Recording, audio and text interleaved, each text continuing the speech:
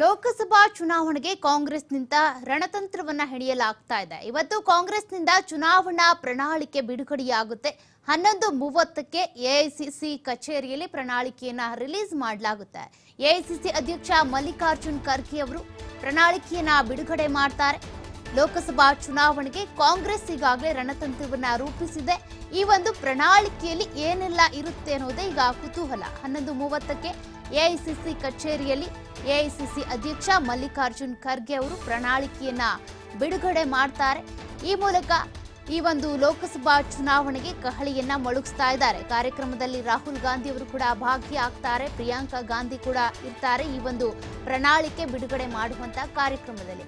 11:30ಕ್ಕೆ ಇನ್ನೇನು ಕೆಲವೇ ಕ್ಷಣಗಳಲ್ಲಿ ಎಐಸಿಸಿ ಕಚೇರಿಯಲ್ಲಿ ಪ್ರಣಾಳಿಕೆಯನ್ನ ರಿಲೀಸ್ ಮಾಡ್ತಾರೆ. ಕಾಂಗ್ರೆಸ್ನಿಂದ ಎಐಸಿಸಿ ಅಧ್ಯಕ್ಷ ಆಗಿರುವಂತಹ ಮಲ್ಲಿಕಾರ್ಜುನ್ ಖರ್ಗೆ, ರಾಹುಲ್ ಗಾಂಧಿ, ಪ್ರಿಯಾಂಕಾ ಗಾಂಧಿ ಕೂಡ ಕಾರ್ಯಕ್ರಮದಲ್ಲಿ ಭಾಗಿಯಾಗ್ತಾರೆ. ಲೋಕಸಭಾ ಚುನಾವಣೆಗೆ ಸಂಬಂಧಪಟ್ಟಂತೆ ಯಾವ ರೀತಿಯ ಪ್ರಣಾಳಿಕೆ ರಿಲೀಸ್ ಮಾಡ್ತಾರೆ? ಹಾಗಾದ್ರೆ ಈ ಹಿಂದೆ ವಿಧಾನಸಭಾ ಚುನಾವಣೆಯ ಸಂದರ್ಭದಲ್ಲಿ 5 ಗ್ಯಾರಂಟಿಗಳ ಮೂಲಕ 5 ಗ್ಯಾರಂಟಿ ಕಾರ್ಡ್ಗಳನ್ನ ಪ್ಲೇ ಮಾಡುವ ಮೂಲಕ ಕಾಂಗ್ರೆಸ್ ಅಧಿಕಾರದ ಚುಕ್ಕಾಣಿ ಹಿಡಿದಿದೆ. ರಾಜ್ಯದ ಮತದಾರರು ಕಾಂಗ್ರೆಸ್ನತ್ತ ವಾಲಿದ್ದಾರೆ.